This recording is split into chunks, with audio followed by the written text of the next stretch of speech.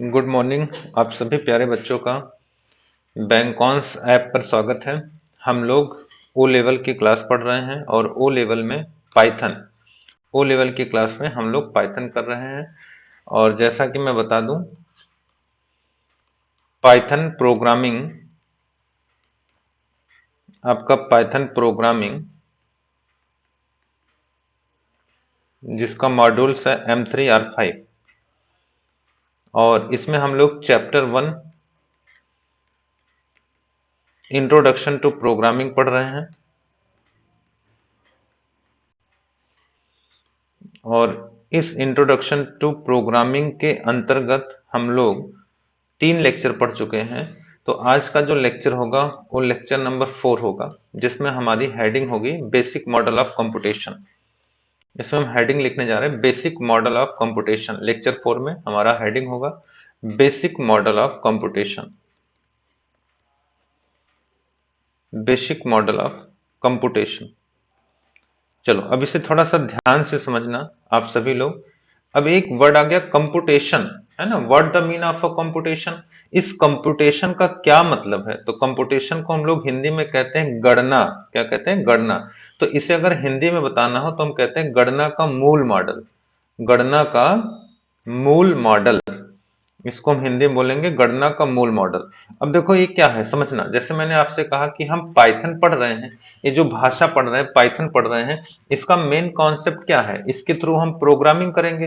तो जब प्रोग्रामिंग करेंगे तो प्रोग्रामिंग कुछ और नहीं, प्रोग्रामिंग एक कैलकुलेशन है, गणना है ना, एनालिसिस है। तो अब हम किसी चीज का अगर प्रोग्राम लिखने जा रहे हैं, गणना करने जा रहे हैं, तो उसका एक मूल मॉडल है कि हम किस तरीके से उस पर काम करेंगे, किस तरीके से हम इंस्ट्रक्शंस पास करेंगे।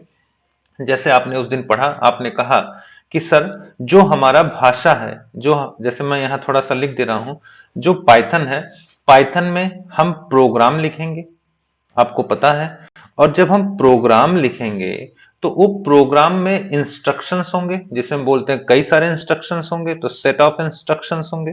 अब उस सेट ऑफ इंस्ट्रक्शन, इस इंस्ट्रक्शंस में हम पास करते हैं कमांड, पास करते हैं। अभी हमने पीछे क्लास में जब कमांड लिख के दिखाया था कि हम कैसे दो नंबर को आपस में जोड़ते हैं, फिर उसको हम सम नाम के वेरिएबल में असाइन करते हैं, फिर सम नाम के वेरिएबल को हम प्रिंट कर लेते हैं। तो सब मिला के यही एक गणना का मूल मॉडल है कि हम किसी भी प्रोग्रामिंग में, इवन हम पाइथन प्रोग्रामिंग की बात कर लें, तो हम प्रोग्राम जब भी लिखते हैं तो उसमें हम प्रोग्राम में इंस्ट्रक्शंस देते हैं और उस इंस्ट्रक्शंस में कमांड लिखते हैं और कमांड को हम एग्जीक्यूट कराते हैं और आउटपुट प्राप्त कर लेते हैं। तो इसके अंदर अगर हम लिखना चाहें कि बेसिक मॉडल ऑफ कंप्यूटेशन क्या है, तो मैं एक लाइन आपसे बोलूंगा कि आप लिखें सभी लोग, है ना। यह यह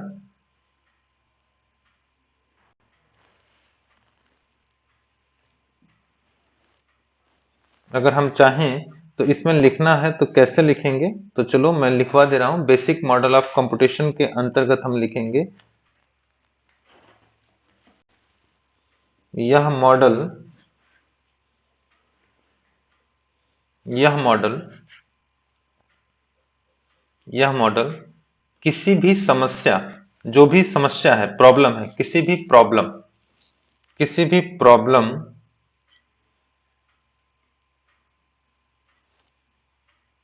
को, किसी भी प्रॉब्लम को एग्जीक्यूट करने के लिए, एग्जीक्यूट का मतलब रन करने के लिए, एग्जीक्यूट करने के लिए,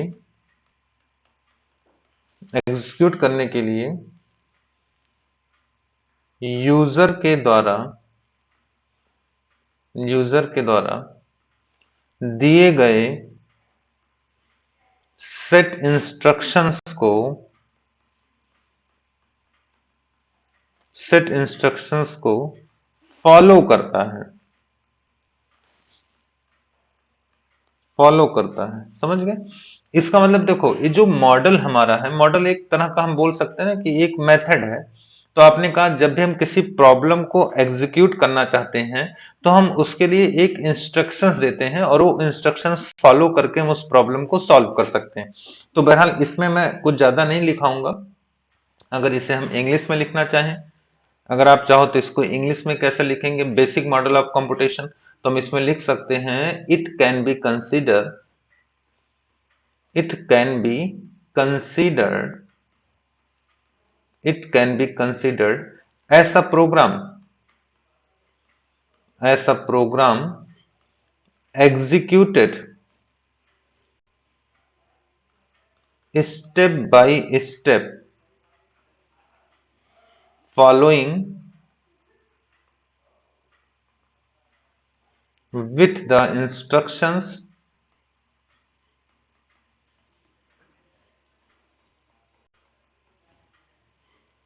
given by the user to solve a problem। ठीक है, इसका मतलब हम किसी भी प्रॉब्लम को अगर सॉल्व करना चाहते हैं तो हम क्या करते हैं, कुछ स्टेप बाय स्टेप इंस्ट्रक्शंस देते हैं और उस जो इंस्ट्रक्शंस को हम दे रहे होते हैं उसी को फॉलो कराता है कंप्यूटेशन मॉडल, है ना। कंप्यूटेशन मॉडल कहता है कि हम किसी प्रॉब्लम को यदि सॉल्व करना चाहते हैं तो उसके लिए हमें कुछ निर्देश का समूह देना होगा और उस निर्देश के समूह को फॉलो कराने का काम ये बेसिक मॉडल करता है। अब इसमें ज्यादा कुछ नहीं लिखवाएंगे। जैसे मैंने आपसे एक सवाल पूछा है, आप जरा सुनिएगा मेरी बात को। अगर कोई भी समस्या हम हल करना चाहते हैं तो किसी भी समस्या को हल करने के कई तरीके होते हैं। जैसे मान लो कोई प्रॉब्लम है, देखिए कोई भी समस्या है, कोई भी प्रॉब्लम है, इसको लिखना नहीं है, कोई भी समस्या है तो समस्या को हल करने के कई रास्ते हो सकते हैं, है ना, कई रास्ते हो सकते हैं। तो आप समझ सकते हो कि अगर कोई समस्या का जो समाधान है अगर एक व्यक्ति से दूसरे व्यक्ति को दिया जाए तो शायद वो डिफरेंट तरीके से सॉल्व कर सकता है, लेकिन है ना बेसिक स्टेप तो समान होंगे। इसका मतलब अगर हम समस्या को हल करने के तरीके की बात करें तो वो पर्सन टू पर्सन वेरी करता है, लेकिन फिर भी उसकी जो बेसिक स्टेप होते हैं वो समान होते हैं। तो आइए अब एक हेडिंग लिखेंगे, नई हेडिंग हमारा होगा, उस हेडिंग का नाम होगा procedure for problem solving. Procedure for problem solving, procedure for problem solving. अब इसे हिंदी में अगर कहना हो तो समस्या समाधान की प्रक्रिया, समस्या समाधान की प्रक्रिया। चलो ये क्या है, ध्यान देना। हमें पता होना चाहिए कि जब भी हम किसी समस्या को सॉल्व करना चाहते हैं तो उसमें आपके बहुत सारे फेसेस होते हैं। हम यहाँ एक सिंपल लाइन बस लिखेंगे, वाइल सॉल्विंग अ प्रॉब्लम, जब हम किसी प्रॉब्लम को सॉल्व करते हैं, while solving a problem,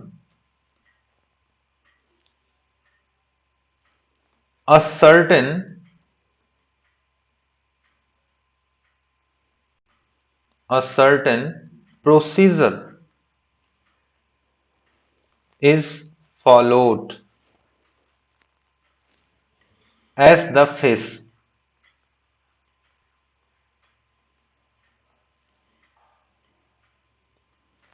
for the programming execution and debugging, for the program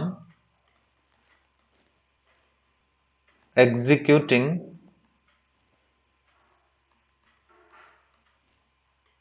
and debugging। ठीक है, इसका मतलब जब हम किसी प्रॉब्लम को सॉल्व करते हैं तो वहां पे बहुत सारे प्रोसीजर होते हैं, बहुत सारे फेसेस होते हैं उस प्रोग्राम को एग्जीक्यूट और डिबगिंग करने के। तो इसमें अगर पेपर हमसे पूछे कि हाउ मेनी फेसेस आर, तो हम यहां बताएंगे कि सर देर आर 7 फेसेस। देखो हम लिखेंगे 7 स्टेप एंड फेस होते हैं, 7 स्टेप और फेस होते हैं, बस इसे दिमाग में रख लेना है, बहुत डेप्थ में जाने की आवश्यकता नहीं इसमें। तो इसके 7 फेस का मैं नाम लिख रहा हूं। सबसे पहले हम प्रॉब्लम को समझते हैं, तो प्रॉब्लम को समझना क्या बोला जाता है, अंडरस्टैंड द प्रॉब्लम। आप किसी भी प्रॉब्लम को पहले अच्छे से समझ लो तो बोलते हैं अंडरस्टैंड द प्रॉब्लम।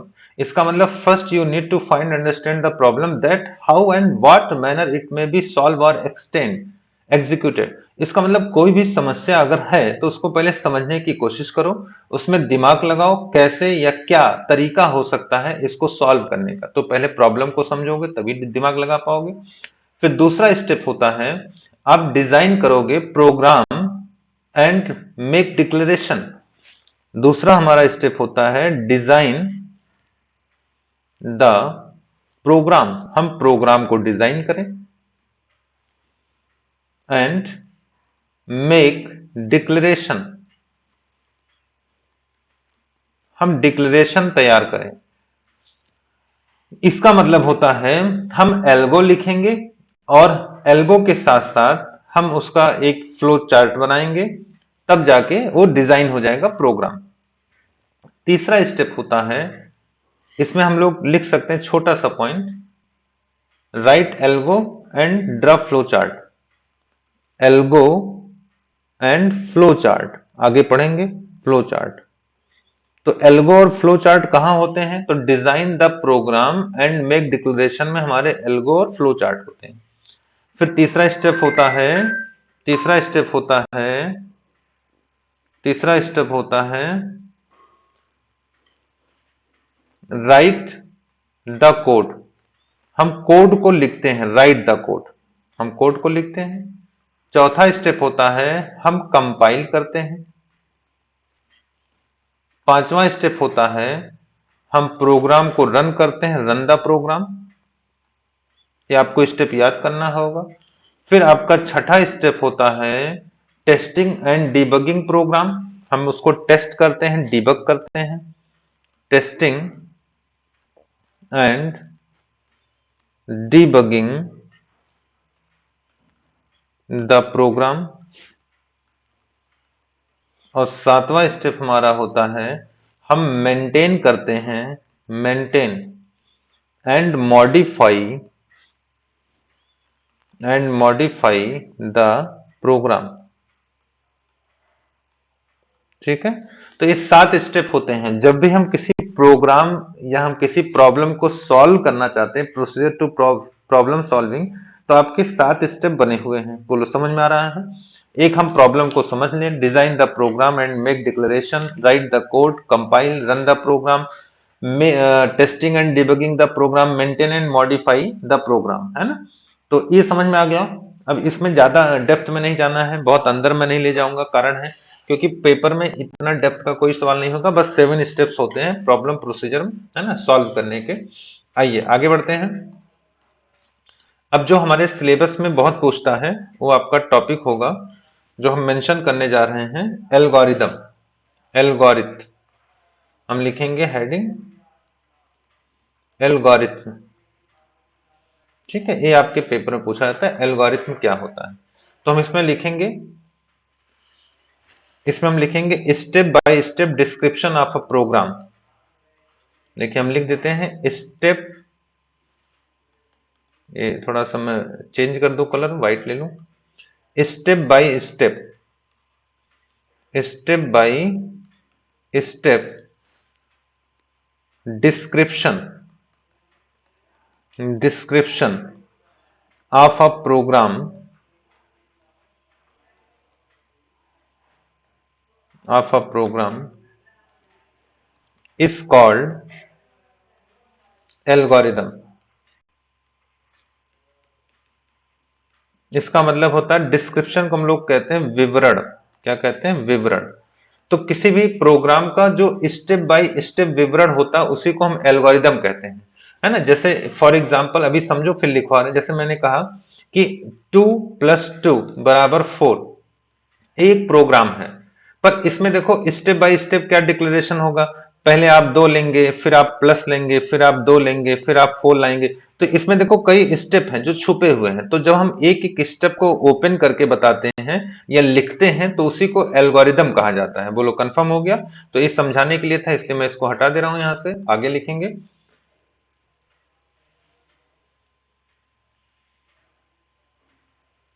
अगर इसे हम हिंदी में लिखना चाहें तो हम हिंदी में भी लिख सकते हैं।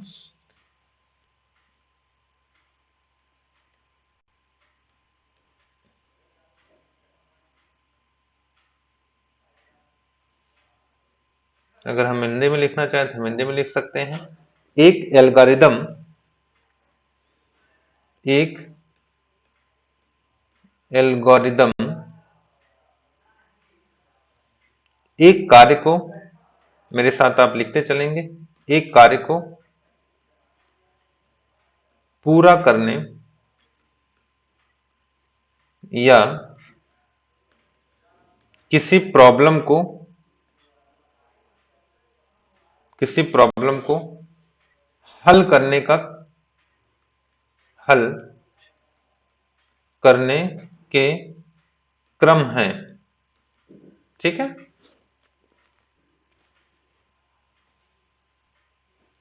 या हम नए लाइन से लिख सकते हैं, यह अच्छी तरह से परिभाषित यह अच्छी तरह से परिभाषित कंप्यूटेशनल प्रक्रिया है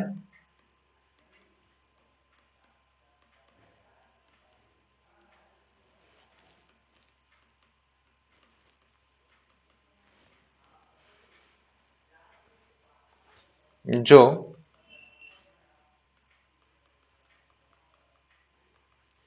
इनपुट के रूप में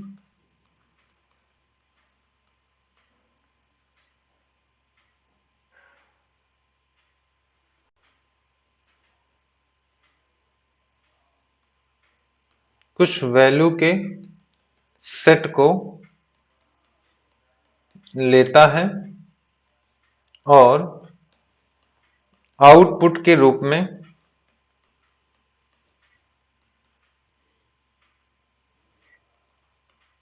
कुछ वैल्यू के सेट को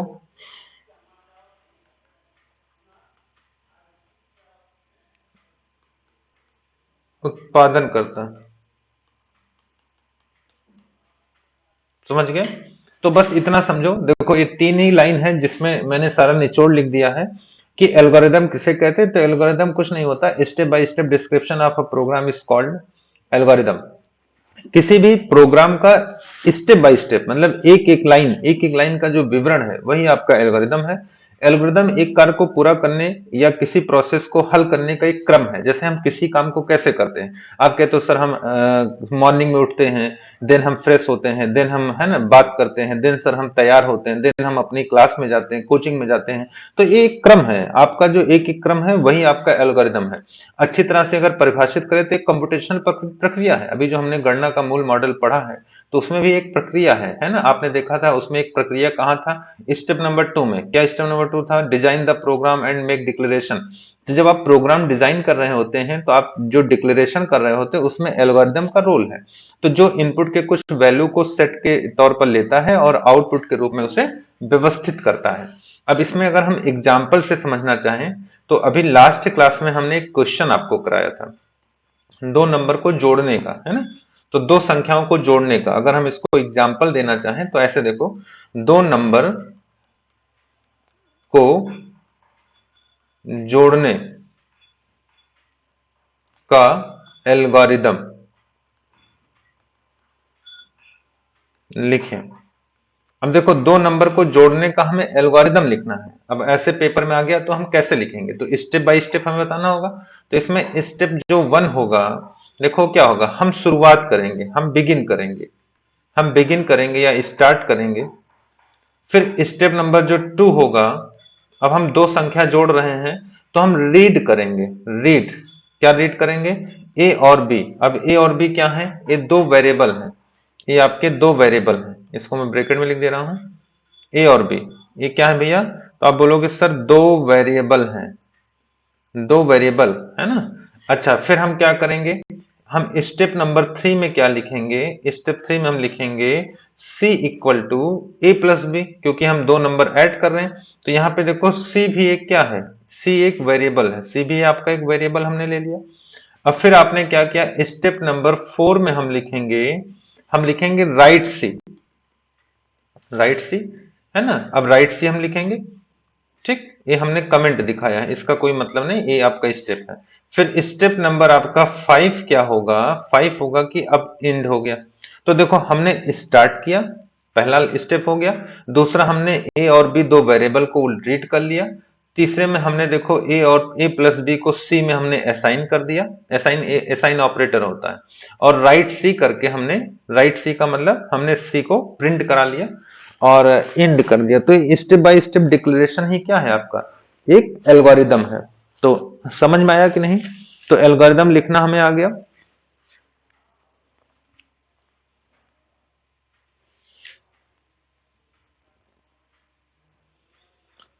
चलिए दूसरा एल्गोरिदम लिखते हैं, इसे अपनी कॉपी में नोट कर लेना।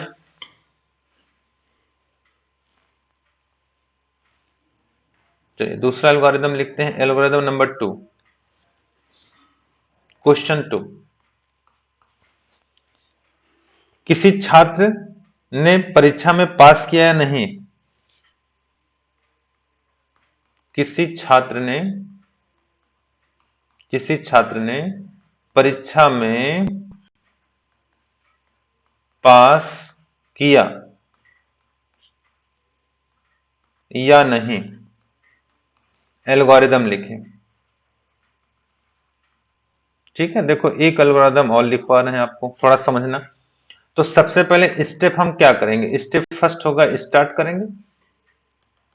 यहां स्टेप फर्स्ट हो जाएगा, हम भैया स्टार्ट करेंगे, तो हमने स्टार्ट लिख दिया, बिगिन करेंगे या स्टार्ट करेंगे। अब स्टेप 2 देखो, डिक्लेरेशन करेंगे। स्टेप 2 में हम क्या करेंगे, दो वेरिएबल को डिक्लेयर करेंगे। तो चाहे हम वहां ऐसे लिख सकते हैं, डिक्लेयर टू वेरिएबल, या इसको हम ऐसे भी लिख सकते हैं, या इसी को हम ऐसे भी लिख सकते हैं, रीड एक्स वाई, जैसे भी हमने पीछे समझाया था, रीड एक्स वाई, रीड क्या, एक्स और वाई, तो दोनों सही है। स्टेप नंबर 3 देखो क्या होगा, स्टेप 3 में हम लिखेंगे store the mark obtain by the student in x, stored the marks obtained by the students in x. इसका मतलब छात्र द्वारा प्राप्त अंक को यक्स में संग्रहित करो। ठीक है, तो यक्स जो होगा, दो वेरिएबल ये थे, इसमें छात्र का मार्क कितना है, छात्र का प्राप्त मार्क, प्राप्त अंक कितना वो प्राप्त किया है। ठीक, फिर हम लोग क्या करेंगे, स्टेप 4 में चलेंगे। स्टेप 4 में हम देखेंगे store the minimum, store the minimum passing score in y, है ना। हम वाई में पासिंग स्कोर रख देंगे, जो वाई हमने लिया था इसमें पासिंग स्कोर कितना है, कितना पासिंग स्कोर होना चाहिए। ठीक है, पासिंग स्कोर हम इसमें लिख देंगे। अब स्टेप 5 जांच करेगा। देखो स्टेप 5 क्या करेगा, ये जांच करेगा, ये चेक करेगा। चेक क्या चेक करना है, चेक क्या चेक करना है, x greater than y, then check करना है यक्स जो है ग्रेटर देन या इक्वल टू वाई। इसका मतलब या तो यक्स बड़ा होगा या तो यक्स इक्वल होगा, तो बड़ा है या इक्वल है ना।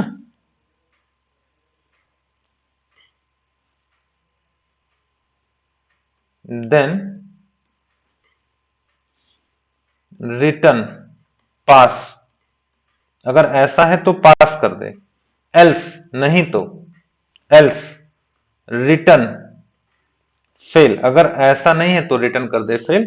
तो ये हम पढ़ेंगे एल्स, एल्स एक, एल्स जो है एक आपका फंक्शन होता है ना, ये भी एक आपका फंक्शन होता है। ठीक है, एक कैसा फंक्शन होता है अभी आगे हम लोग पढ़ेंगे, है ना। इफ एल्स वाइल ये सब फंक्शंस होते हैं, ये कैसे काम करते हैं ये हम लोग आगे पढ़ेंगे। और यहाँ स्टेप नंबर आपका 6 हो जाएगा जो स्टॉप कर देगा। तो देखो ये जैसे मान लेते हैं दो वेरिएबल है, कोई बच्चा मिनिमम पासिंग मार्क आपका क्या है, जैसे मान लो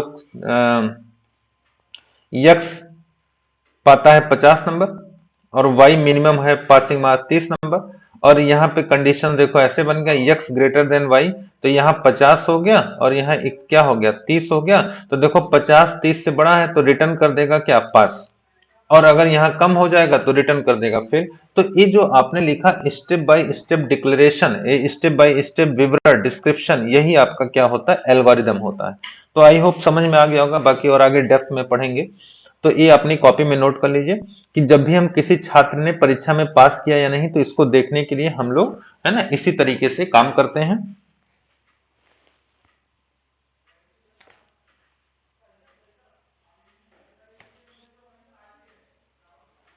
इसको अपनी कॉपी में नोट कर लीजिए।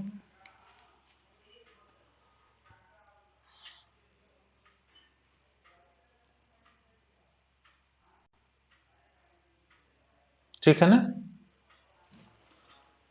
तो ये आपका जो एल्स है, ये आगे हम लोग पढ़ेंगे कि ये स्टेटमेंट लिखने के काम आता है। ये फंक्शन में हम स्टेटमेंट पास करते हैं, तो आगे इसे हम देखेंगे।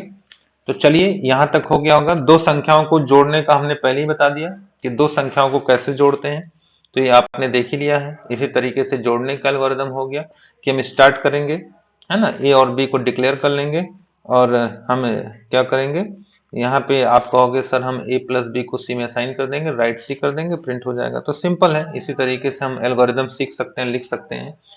तो बाकी और आगे पढ़ाएंगे, क्योंकि यहाँ एल्गोरिदम में बहुत कंफ्यूजन हो जाएगा अगर हम बताते चलेंगे। ठीक है ना। तो ये थोड़ा सा ध्यान रखना है। एक और लिख लो, एक और क्वेश्चन लिखो एल्गोरिदम का। चलिए एक क्वेश्चन और लिखेंगे, तीसरा क्वेश्चन। दो इंटीजर वैल्यू के बीच बड़ी वैल्यू निकालने के लिए algorithm algorithm algorithm for finding greater value between two integer value। तो algorithm for finding greater value between two integer value. अब देखो हम कैसे निकालेंगे। अगर पूछा गया दो इंटीजर वैल्यू, है ना, दो इंटीजर वैल्यू अगर आपको दिए हैं, उसमें से हम ग्रेटर वैल्यू को निकालने, बड़ी वैल्यू को निकालने के लिए एल्गोरिदम लिखें, तो सबसे पहले बोलो स्टेप फर्स्ट क्या होगा। हमेशा स्टेप फर्स्ट स्टार्ट होगा, ध्यान रखना। जो स्टेप टू होगा हम इसमें डिक्लेरेशन करेंगे, हम डिक्लेयर कर देंगे। क्या डिक्लेयर करेंगे, यहां पे दो वैल्यू हैं ए और बी। स्टेप थ्री हमारा जो होगा हम रीड करा लेंगे। रीड करेंगे, किसको रीड करेंगे बोलो, हम रीड कर लेंगे ए बी को। स्टेप फोर जो हमारा होगा उसमें हम करेंगे इफ यदि ए ग्रेटर देन बी, मान लो ए बी से बड़ा है, देन राइट, क्या राइट करेंगे बोलो, ग्रेटर वैल्यू, बोलो ग्रेटर वैल्यू कौन हो जाएगा ए। एल्स अगर ऐसा नहीं हुआ, अगर ऐसा नहीं हुआ एल्स, अगर ये ट्रू नहीं हुआ, right greater value is B.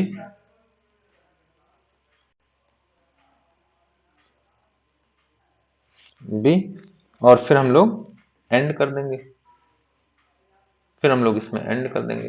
तो ये थोड़ा सा स्टेप हमें ध्यान रखना होगा, स्टेप 5 पे हम एंड कर देंगे। तो ये एल्गोरिदम होता है कि हम पहले स्टार्ट करेंगे, दो वेरिएबल डिक्लेयर कर लेंगे, ए और बी की वैल्यू पास कर देंगे। यदि ए बड़ा हो जाएगा बी से, तो जाहिर सी बात है ए बड़ा है, तो ए बड़ा होगा तो ग्रेटर वैल्यू ए हो जाएगा। अगर ऐसा नहीं हुआ तो वो ग्रेटर वैल्यू बी हो जाएगी, और बाद में हमें एंड कर देंगे। तो ऐसे बहुत सारे एल्गोरिदम है, तो यहाँ मैं एल्गोरिदम नहीं लिखवा रहा हूँ ये, क्योंकि अभी आगे हम लोग चर्चा इसका करेंगे। तो बहरहाल अब है ना, इतना ही इसमें हम लोग रखते हैं। फिर एल्गोरिदम के बाद अगर हम इसकी विशेषताएं देखना चाहें कि एल्गोरिदम की विशेषताएं क्या हैं, तो चलो हम लिख लेते हैं फीचर ऑफ एल्गोरिदम। एक हेडिंग लिखिए, feature of algorithm. Feature,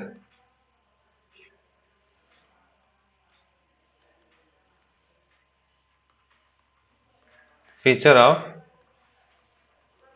algorithm. Algorithm के फीचर क्या हैं, ध्यान रखना। तो हम इसमें लिखेंगे यह किसी भी प्रोग्रामिंग लैंग्वेज पर निर्भर नहीं होता है, पहला फीचर लिखो। देखो हम किसी लैंग्वेज में नहीं लिख रहे थे कि वो लैंग्वेज हमें आना चाहिए, वो इंग्लिश भाषा थी, बोलचाल की भाषा थी, तो हम लिख सकते हैं यह किसी भी प्रोग्रामिंग लैंग्वेज पर निर्भर नहीं होता है। यह किसी भी प्रोग्रामिंग लैंग्वेज पर निर्भर नहीं होता, डिपेंड नहीं होता। पहला पॉइंट क्लियर हो गया।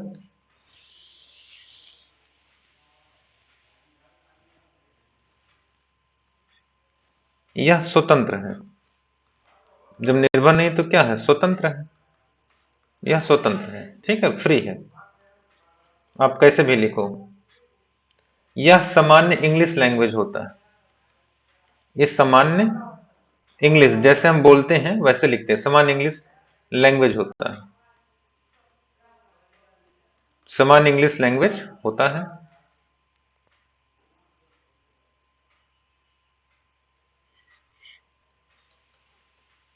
यह आसानी से समझा जा सकता है।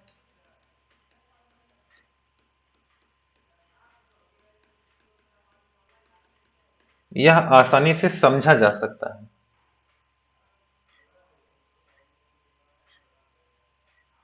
ठीक है, तो ये इसके फीचर्स हो गए। या हम इसमें और एक दो फीचर्स लिख सकते हैं।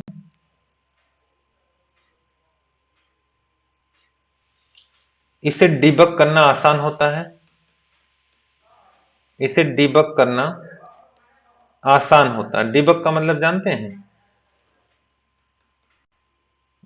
मतलब त्रुटि ढूंढना। अगर इसमें कोई त्रुटि आ गया, त्रुटि दूर करना। ठीक है, कोई एरर आएगा तो उसे दूर करना आसान होता है।